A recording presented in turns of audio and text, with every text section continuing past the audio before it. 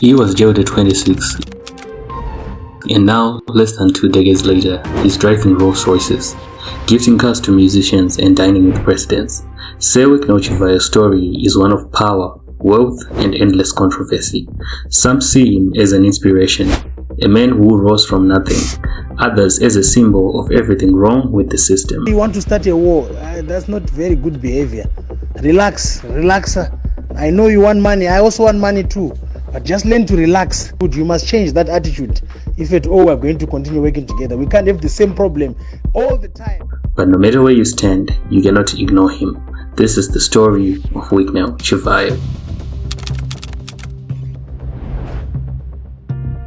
Wicknell Chivhayo was born on the 22nd of November 1982 in Chivu, Zimbabwe. Like many children of the 80s, he grew up in the modest surroundings. His father died when he was young, leaving his mother to raise him. But even as a teenager, Wicknell stood out, not for wealth, but for ambition. By the late 1990s, while others dreamed of jobs or careers, he was chasing something bigger: fast money, flashy cars, and the kind of lifestyle Zimbabweans only saw in movies. Wickle, let them know. The big boss is in town. There's no playing around. The bosses have linked up, man. Mr. Wicknell, it's a pleasure to have you in my home, man. I love this guy.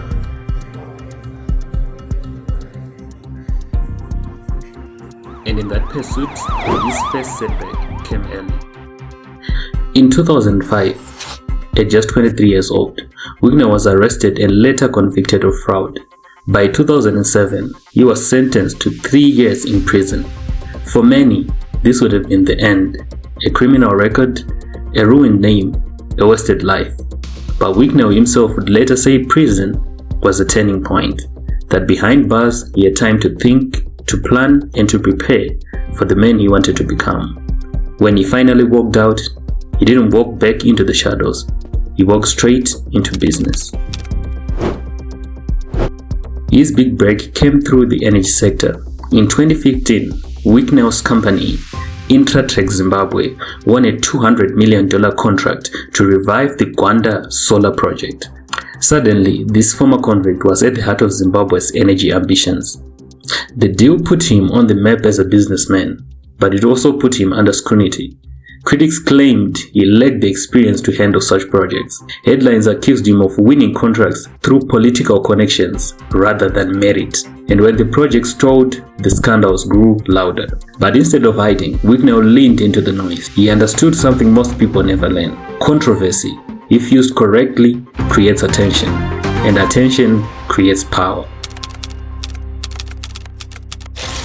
Over the years, Wicknell's name became synonymous with extravagance. A brand new Rolls Royce here, a private jet there, social media giveaways worth thousands of dollars. But with every show of wealth came haters and scandals, allegations of corruption, questions about the failed solar project. Can you imagine a toilet costing more than a car?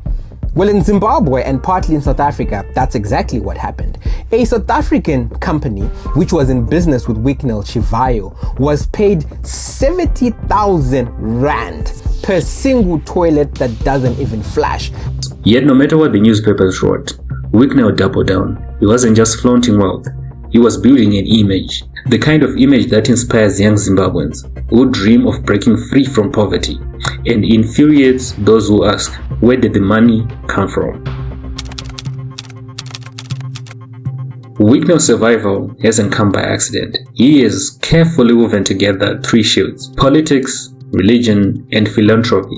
He aligns himself with the ruling party leaders, openly declaring loyalty. He speaks the language of faith, calling himself a servant of God, and he wins public sympathy by gifting cars to gospel musicians. Wicknell, thank you so much, Wicknell.